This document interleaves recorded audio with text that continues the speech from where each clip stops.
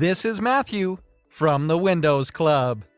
If you wish to enable previous versions to recover files on your Windows computer, then either read through this article on the website or simply watch this video.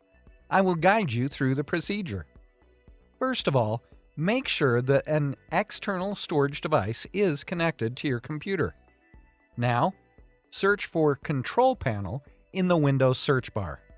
Click on the result for the control panel to open the same. In the View by Setting, choose Category.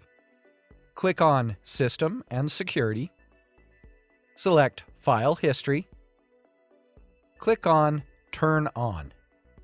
Isn't this easy and interesting? If you have any doubts, please go to the original article on the Windows Club and write your question. We will surely answer it.